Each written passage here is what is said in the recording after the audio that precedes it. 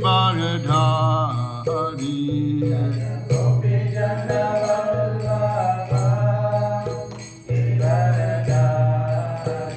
Jaya Gopi Jana Vallabha Girdharidhari.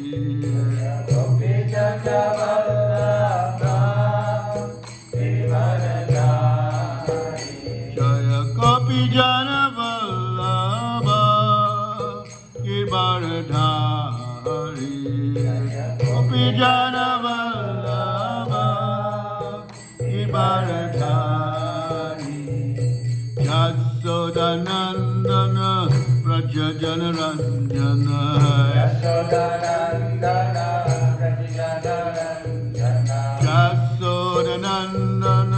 Praja Janaranjana.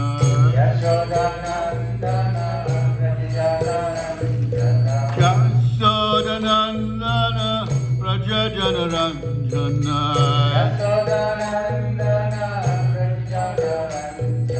Yasodanandana Praja Janaranjana.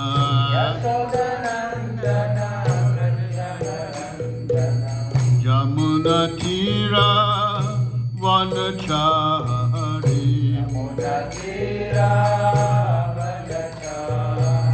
Jamuna Tira Vanachari.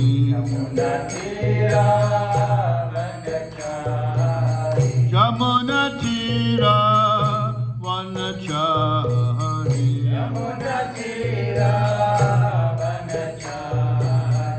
Jaya Radha Madhava Kunja Bihari. Jaya Radha Madhava Kunja Bihari. Jaya Radha Madhava Kunja Bihari. Jaya Radha Madhava Kunja Bihari. Jaya Radha Madhava Kunja Bihari. Jaya Radha Madhava Kunja Bihari.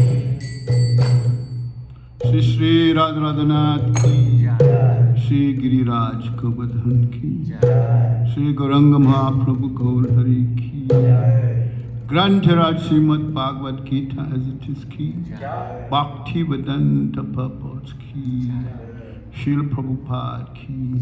All glories to the assembled devotees. All glories to assembled devotees.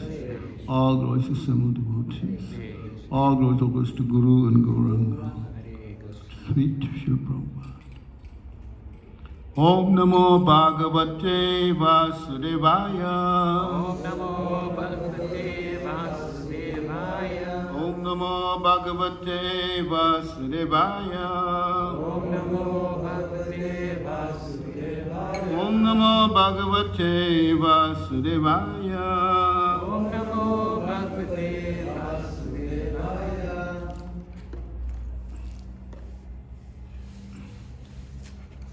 Hare Krishna.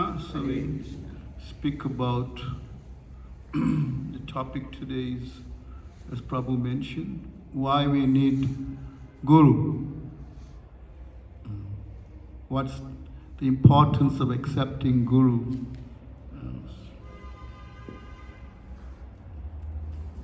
And Krishna in Bhagavad Gita he make very emphatically instruction here that at some point in our lives we have to accept everyone, every human being, at some part of their life must surrender to Guru.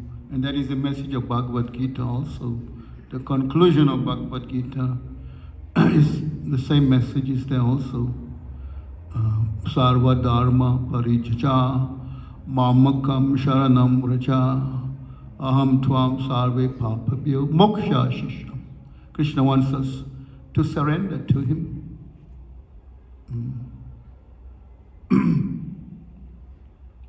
So this verse we're going to do is from chapter 4. Chapter 4 is called the Transcendental Knowledge. And to hear transcendental knowledge, you have to get transcendental, that means we have to get it from one who is on the transcendental platform. Generally, it is said that when we take birth in the material world, especially in the human platform, then we endowed with 4 defects. We come with defects. Anybody knows what are the defects? Yes? Try. Yeah? Forgive me if I'm wrong. Tendency to cheat. Yes, very Tendency good. to make mistakes. Yes? The tendency to speculate. It's imperfect knowledge, imperfect senses. Yes?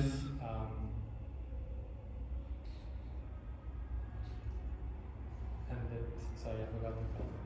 Illusion. Yeah. We are all in illusion. And I'll explain these 4. And how important they are, that we have to come out of this 4 defects. Otherwise we stay in agyan. Agyan means ignorance, or timarandasya, darkness. If we not coming out of that defects, we stuck in the samsara of birth and death, lifetime after lifetime. So Krishna is saying in this verse, Tat vidi pranipatena parishpanena sevaya upadekshanti te jnanam jnaninas tattvadashinaha. I'll read the word, you can repeat after me. Tat, that knowledge of different sacrifices. Vidhi, try to understand. Pranipatena, by approaching a spiritual master. Parishprashnena, by submissive inquiries.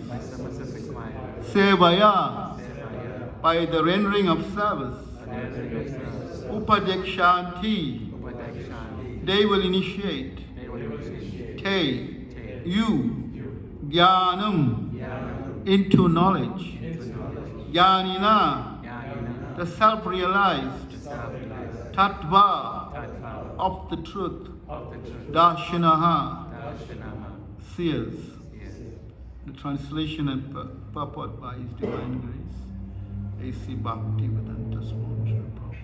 Just try to learn the truth by approaching a spiritual master, inquire from him submissively, and render service unto him.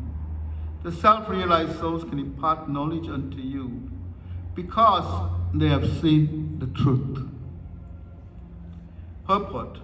The path of spiritual realization is undoubtedly difficult. The Lord therefore advises us to approach a bona fide spiritual master in the line of disciplic succession from the Lord Himself.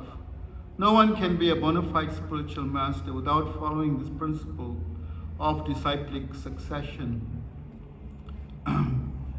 Early on in this chapter, in the beginning of this chapter, Krishna is saying how this knowledge is being transmitted, how it's coming. Evam parampara praptam. Evam parampara praptam. Parampara means disciplic, is coming in a disciplic chain. From Krishna to Narad, like that, to Brahma, Narad, Vyasdev, and then it's filtering down to the Acharyas, and it's coming down to us in unbroken chain. So this is how knowledge is disseminated. Vedic knowledge is coming from the mouth of the Lord Himself. Tadvidi pranipatena parishpanena sevaya upadekshanti te jnanam jnaninas tattvadashina. Tattvadashi means those who have seen the truth. I mean, we have to approach those persons who have the truth. Who have the truth. And these persons are beyond the 4 defects. They have to be beyond the 4 defects. Or liberated souls, we say, we say, what's another word for liberated soul, you know? No? Nitya Siddha. Nitya Siddha. What? Nitya Siddha. Perfected beings. Nitya Siddha. Then you get Nitya Baddha. What is that? Nitya Baddha? Eh? What? Yeah, those who are, no matter how much you try to give them knowledge, they just cannot assimilate it. Eternally they are Baddha, useless. They cannot assimilate this knowledge. Nitya Baddha. So human life is a progressive stage of evolution of the consciousness. You understand? From the time we take birth, we can see how the soul is evolving in terms of the consciousness is becoming developed, isn't it? And one who has most developed consciousness, then is on the liberated platform, or on the Brahman. Brahman means liberated platform. Brahma Bhuta. Brahma Bhuta Prasanatma. Na sochati na kanchati. There's no more anchoring, there's no more lamenting. Generally in the material world, we're always hankering and we're lamenting. We're hankering for what we don't have, and we're lamenting for what we've lost. Right? That is the nature of this material world. We always have regrets and things that's beyond our grasp we want. But it's all a kind of illusion. This is the illusion that, what is the first? Illusion means that we take the body to be the self. We take the body, we identify with this body, in other words. But actually that's not our real identity. Not the body. Because the body is changing all the time. Isn't it? Like the verse in Bhagavad Gita, Dehinosman yatha deha komaran jovanam jara. Very, very famous verse in Bhagavad Gita. Dehinosman yatha deha komaran jovanam jara. Tatha dahantara praptir dhiras tatra namuyati. Dhira means a sober person, a person in knowledge, or a person, or a tattvadashi like this, who's seen the truth. Is seen. Is not bewildered by all these changes of the body. Because he's no, the body is going to change anyway. We cannot, isn't it? Body this goes through different transformations, but is growing, it's producing some byproducts, there's maintenance, maintaining the body, then there's dwindling. We all go through that, isn't it? The body is dwindling. Our hair is gray now, we're losing hair, we need glasses to see, we're hard of hearing. As you get older, right, sometimes memory goes also. So this is dwindling. And finally, Ganga Maya ki jai. That, isn't it? So this is the nature of the body. We cannot avoid that. It's beyond our control.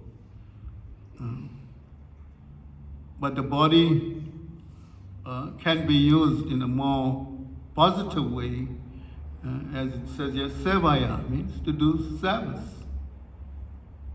Isn't it? By engaging the body in service. In that way, the chance of not taking birth again, not coming back to this material world, that should be our goal, to get out of the material world. Not stay here. If we know, like they give this analogy of the house on fire, you know, your house is on fire, what will you do? What's your recourse? You're going to stay there and put a thermometer and measure the heat, intensity of the heat? Or you're going to find out who set fire to the house? What will be your business? To get out, otherwise you isn't. So this material world is like that compared to a, sometimes in Vedic jargon, it's like a forest fire. It's like a forest fire. Nobody knows who set fire to. Sometimes there's fire in the forest. Nobody knows how it started. So material life is like that. We don't know how it started. And no use to find out. It's just a waste of time. Just forget about that. Continue, get out, put that behind you, and think of the present and future, how we want to get out. And the best recourse is to go to an authority. Like we have teachers in school, isn't it? Teachers, a type of guru also, or your fitness coach. There are different types of gurus, fashion gurus. Those are gamble pundits, guru, isn't it? They have the horse racing guru. Different gurus there. But the real guru is the one who can take care of this material world. One can take care of this material world. That is most important part of our human birth, is to make it successful, make this birth successful. Otherwise it's futile. Human birth is futile. It is futile if we don't use it according to the teachings of the revealed scriptures. And revealed scriptures are there to help us to progress in a positive way, and to take this message very, very seriously. Bhagavad Gita is called a song of God. Gita means song. Bhagavat means God. The Supreme Lord Himself is speaking. Bhagavad Gita. It's a song. But it's giving transcendental knowledge of how one can live his life and how one can gradually give up material life in a mood of detachment. Like Arjuna, the most famous person in Bhagavad Gita or in the Mahabharata is Arjuna. Isn't it? Arjuna was in a dilemma. He's a great, one of the celebrated characters in the Mahabharata. Great warrior, great fighter, family man, statesman. But he had so much problems. Isn't it? And that problems were all based on one thing: attachment. On attachment. Attachment to is based on the bodily concept. And this is what Krishna was trying to eradicate all his misgivings. Krishna was taking the role of guru. When Arjuna became the disciple. Before that they were friends. Arjuna and Krishna they were contemporaries, about the same age. They said when Krishna spoke Bhagavad Gita, he was already a grandfather. But he didn't look like a old man. You see pictures of Krishna looking old? No? No. He still maintained that youthful, isn't like a 16-year-old boy. Yeah. Because his body never deteriorates. He has a transcendental body, not like us. Our bodies are not transcendental. Our bodies are prone to decay, perish. And finally, back to the elements: earth, water, fire. That's what the body is made of. The elements. Isn't it? Earth, water, bhumi, apo, nalo, vayu, kam. Earth, water, fire, ether. These are the basic elements. But what gives it life? Krishna brings a very important part of that component into this. what brings life to this body. He speaks about the soul. Right in the beginning of Bhagavad Gita, he speaks about the soul. The soul is anti-material. It is eternal. It doesn't take birth. If it doesn't take birth, that means it doesn't die. Right? What takes birth? This body. Now, if this body takes birth, it must die. Inevitably, it will die. Krishna is saying, one who takes birth, death is certain. And one who dies, birth is certain. So this samsara of life, birth and death is going on for so many millions of lifetimes. We've taken birth and changed bodies in different scenarios, different families, different parents. The illusion is we think this is our only family. That's the illusion. This is my father, this is my mother, this is my siblings, my cousins, and we become attached to that. But that's not your only birth. That's your birth in this lifetime. But how many other births you had? Krishna is saying to Arjuna, we had many, many births before. I can remember all of them, but you cannot.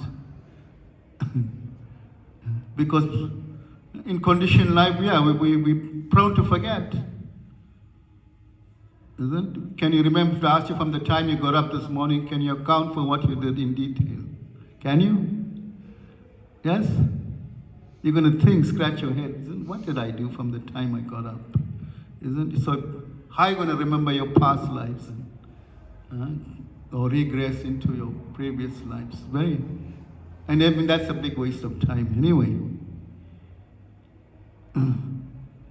Some people do that. They go under psychiatric, or they go to some under hypnosis, and they want to see what were they in their past lives. People do that. But it's foolish. It's a waste of money, waste of time.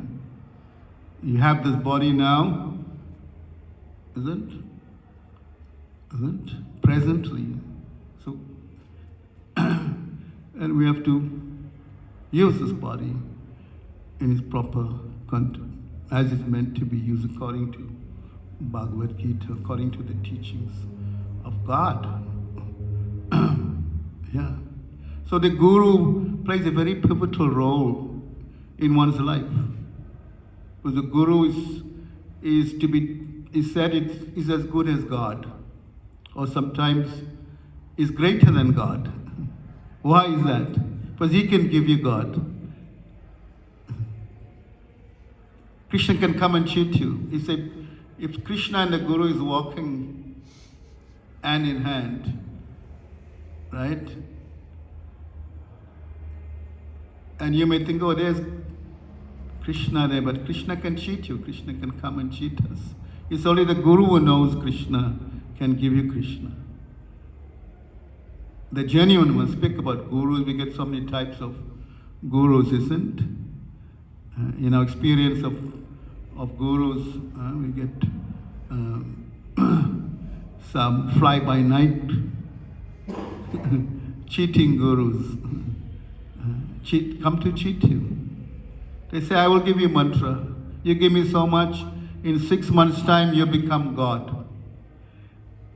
And everybody wants to become God, isn't it? You think, oh, it's a nice feeling to become God. I want to become God. So you pay me so much, I will give you a mantra. And you say, Ua Tago Saham. This is the mantra I give you. Ua Tago Saham. Now say that fast. Say it fast. Ua Tago Saham. Huh?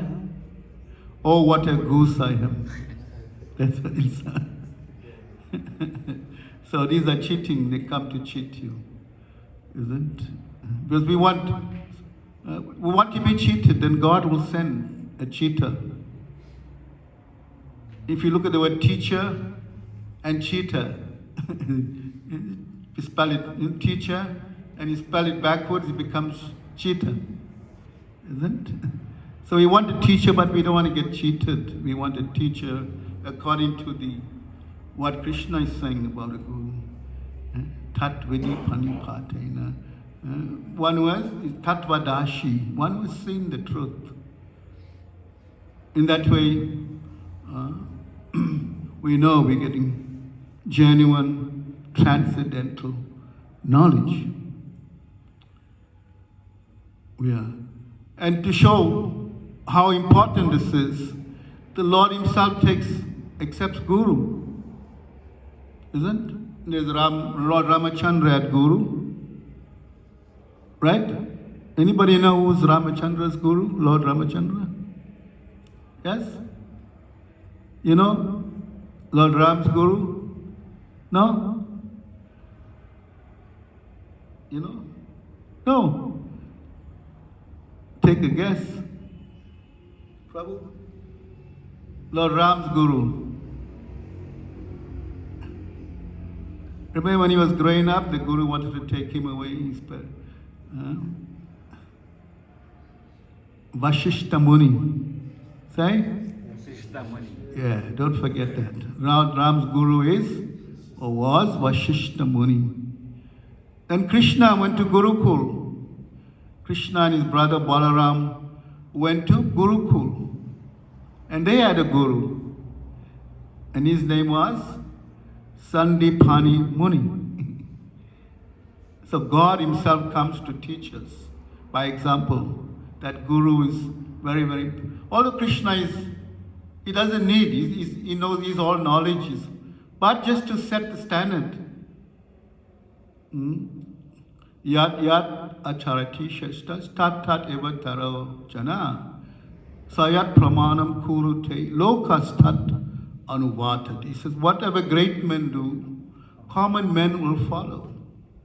And whatever standard they set by exemplary acts, all the world pursues. So they come, and Dharma comes from God. Yeah, it is a Prabhupada quotes from the 6th canto. He says, where is it? Yeah. Dharmam tu shakshat bhagavat pranitam. The path of religion is directly enunciated by the Lord. The path of religion is directly coming from the Lord. So He's this Dharma. He sets the standard for Dharma. What is Dharma?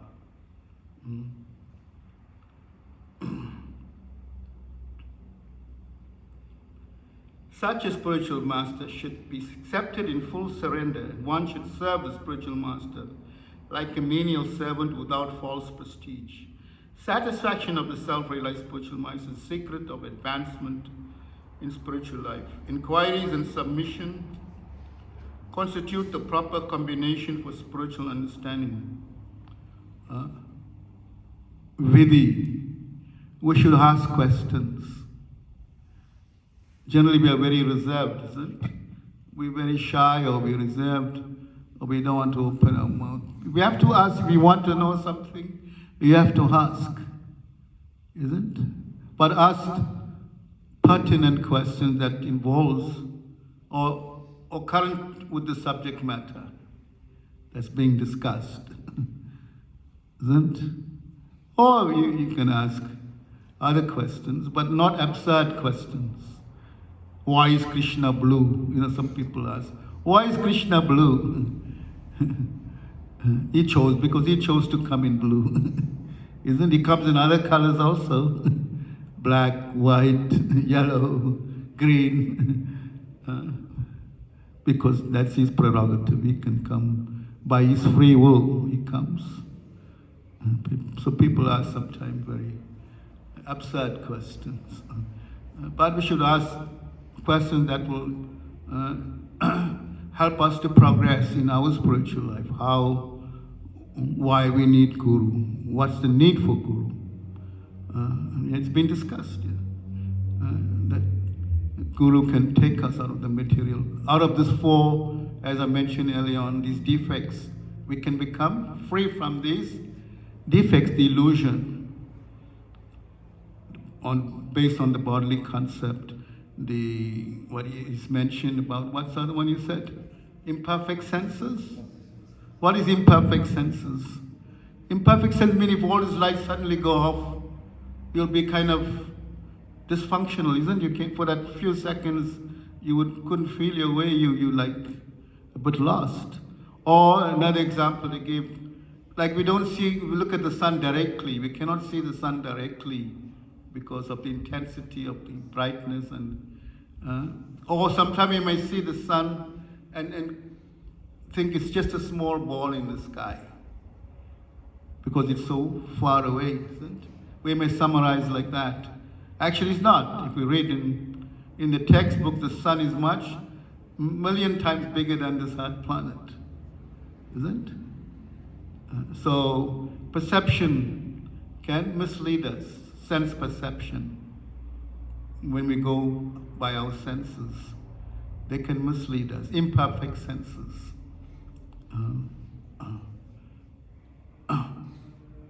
So imperfect, the propensity to cheat, as he said, what is that? We may pose as very learned.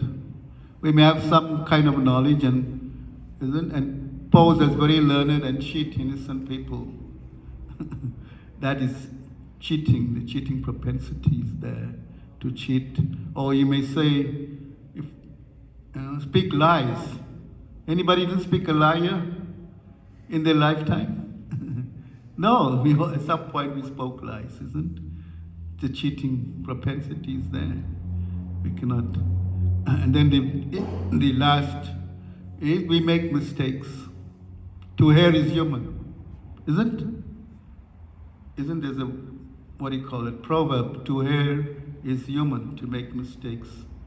Isn't? Even in accounting, there's a 5% error is allowed, isn't? For mistakes.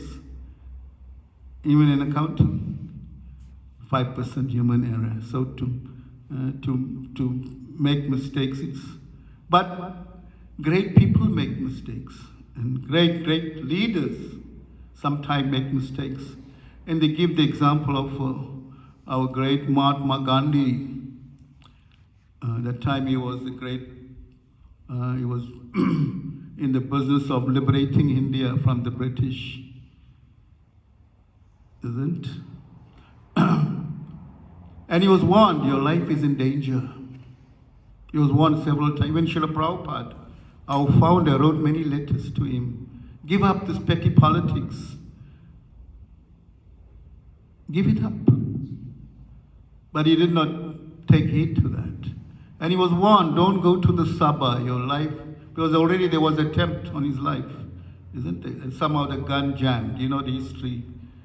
The first attempt to assassinate him, the gun jammed, and he got away with that. But then the second time, there was a movie made on that, 9 Hours to Rama. You must have seen that movie about Gandhi, 9 Hours to Rama. Very beautiful movie about Gandhi. Then later on, there was a big blockbuster made by Richard Attenborough, isn't it? About Gandhi's life. It was not so long ago. A big, great movie. So great people make mistakes. Great politicians make mistakes. So we see these defects are there. Yet, the wise will give intelligently warnings, but we don't take heed. We think we know better. We think we know, but till we surrender to Guru, like Arjun, at some point he had to surrender. And it's a beautiful verse here in the second chapter, very, very beautiful verse, where the point he surrenders to Krishna.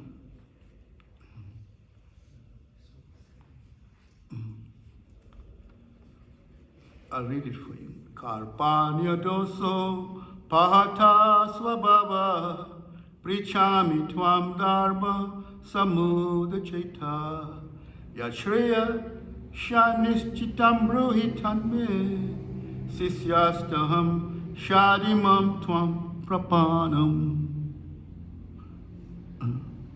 This is the point where Arjun decides, he had enough. Enough is enough. Now I cannot go on. And he surrenders. Now this is the translation of that. Now I'm confused about my duty, and I've lost all composure because of miserly weakness. In this condition, I'm asking you to tell me for certain what is best for me. Now I'm your disciple, and a soul surrendered unto you. Please instruct me. So when we come to a point of no return, sometimes people there's no answers, and they decide to isn't suicidal. They become suicidal. In many cases, isn't they just end their life, jump in the ocean, or take poison, shoot themselves, because they failed in some way to make the connection that there's always hope. There is hope. As long as his body is alive, there is hope. Many cases we read of people, isn't they, end their lives because they cannot find answers to their suffering. And everybody is suffering. Prabhupada speaks about here. By nature's own way, the complete system of material activities is a source of perplexity for everyone. In every step there is perplexity. And therefore, it behooves one to approach a bona fide spiritual master who can give one proper guidance for executing the purpose of life. All Vedic literatures advise us to approach a bona fide spiritual master to get free from the perplexities of life which happen without our desire. They are like a forest fire that somehow blazes without being set by anyone. Similarly, the world situation is such that perplexities of life automatically appear without our wanting such confusion. Sometimes we go through that experience, isn't it? Everybody goes through some dilemma in their life. Nobody can say they haven't been through that, isn't it? It's called the school of hard knocks. We go through the mill, isn't it? We all, at some point in our life, we experience that, isn't it? And there's always hope as long as we somehow the desire to get the truth, the absolute truth, isn't it? We have to be conscious of that. There's some lifelines there for us. There is a lifeline. Intelligently, we can use the intelligence. We all have intelligence to some degree. Isn't God has endowed us with some intelligence. But how we use it is another thing, isn't it? Misuse. Not only that, God gives us free will also. We all have free will, independence. Therefore we feel we can do what we want with this body. But this body is not yours, it's a gift from God. This body is like a temple. It's like a temple. Therefore you see Vaishnavas, they decorate this body with tilak, with urva pundra markings to indicate they are followers of the Vaishnav tradition or the Vaishnav culture or followers of Vishnu. Likewise, you get Saivites who also decorate the body with kind of markings. So this identity, our identity is that we are spirit. Aham Brahmasmi. We are all spirit. We are all spirit. Aham Brahmasmi. I am spirit. Then we have ego and we have false ego. Ahankar. Isn't? We have to give up the ahankara. But we can't give up the ego. Ego means my identity, I am this. Isn't it? The false ego means it puts us in a where we falsely think, yes, we are enjoying, everything is fine, this world is so nice. But that, it puts us in a kind of illusion. Ahankar means false ego. And that's deeply entrenched in our hearts. It's so deep, it's very hard to come out, very hard to extract. But there's a process. The first process is we have to surrender to a spiritual master. At some point we have to surrender to Guru, to teach. The child wants to know who's his father. This is a very nice analogy they give. If the child wants to know who his father, who is the best person to go to? Yes? Not you. Who is the person to go to? Yes? Mothers? Is it? The mother will know, yes, this is your father. Otherwise you'll go to him, are you my father? Are you my father? Are you my father? Is it? The mother will know who's the father. So that is knowledge. So we go to the Vedas for knowledge. Vedas mean the mother of knowledge.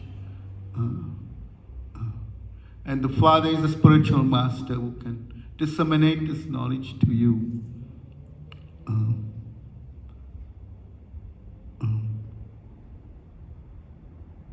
So the spiritual master is, in so many ways, is described in the Vedic teachings by Vishwanath Chakravarti Thakur has compiled very wonderful prayers that we chant every morning it's called Mangala Harti.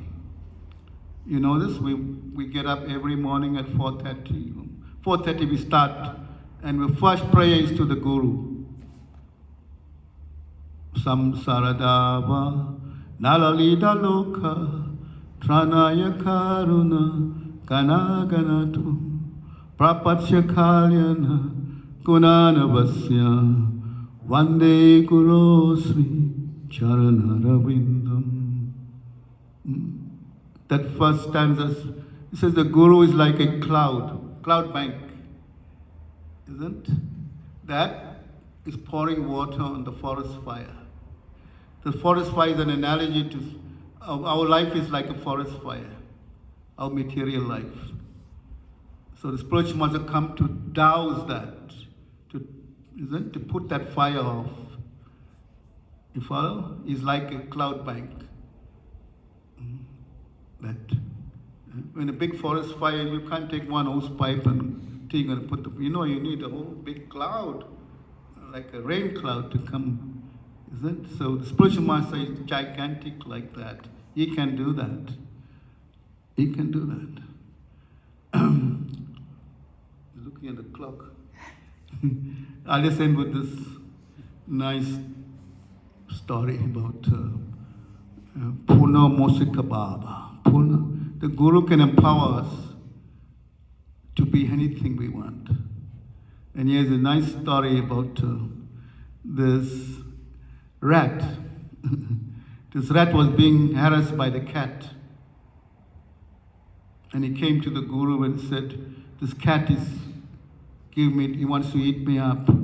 Please, I want to become a cat. And the Guru said, so be it. Tatastasu. And the rat became a cat. And then when he was a cat, the dog started giving him trouble. Cats and dogs, they don't get on, you know that. So he went in the body of a cat, he went to the Guru and said, the dog is giving me trouble. I want to become a dog. Tatastasu, you become dog. Then he became a dog. The tiger wanted to eat him, was chasing him, hounding him. Then he came to the spiritual master. I want to become a tiger. And Guru said, so be it. Become a tiger. But the moment he became a tiger, he started to look at the Guru with big eyes, like he wanted to eat the Guru. And the Guru said, oh, again he become mouse. You follow? The Guru can empower us to become very powerful, do things beyond our normal. You understand? He can do that. He's got this mystic power, or this transcendental mystic power about him that can do that.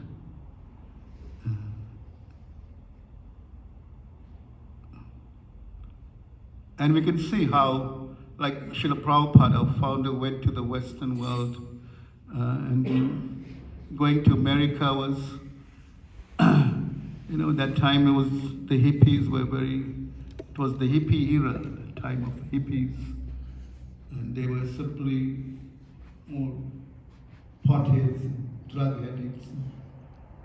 But he was preaching to them. That's what the first people he met on the streets.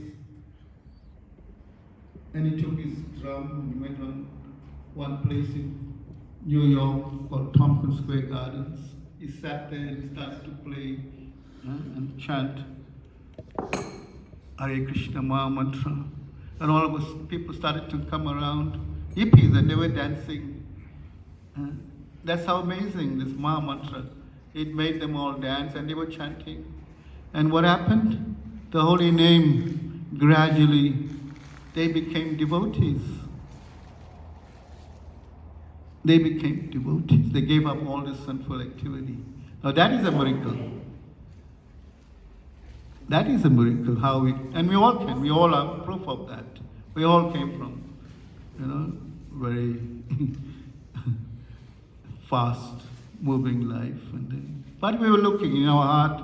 And for myself, I was looking, searching, different avenues of looking for happiness. We're all looking for that happiness.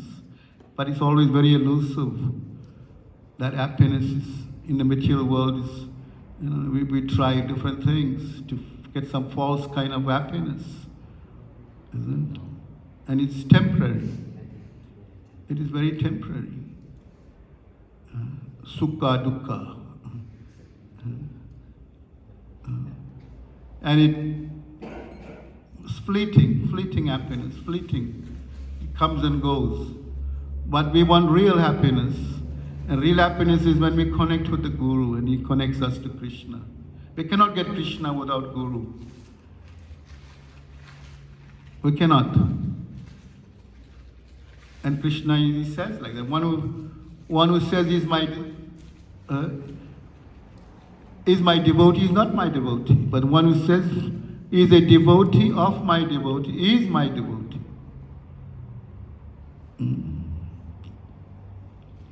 So we see the connection of the Guru is so important in our lives. Of course, there's different levels of Gurus. The Guru, Shiksha, Diksha, you go more detail. Isn't it? Instructing Guru, the Guru that gives you initiation, Diksha. Then the Guru that first introduces the Krishna consciousness, Vatma Pradakshika Guru, who may just give you a book on the street, and you have read that book and you transformed your life. So that person who sold you is like your Guru, because he introduced you. He may not be a first-class person, but he showed you the way. You understand? Vatma Pradakshika Guru. Then as we advance, we get Diksha. Diksha means we have our names, we get chant into the holy names, we get the mantra, chanting into the mantra, or we get a spiritual name. And then our life becomes very, very serious. Very serious. Happy. We feel some happiness. Real happiness. Yeah. Okay, thank you. Hare Krishna. Yes, Jaisacinandana Prabhu. Prabhu. Thank you so much, Prabhu. We just got one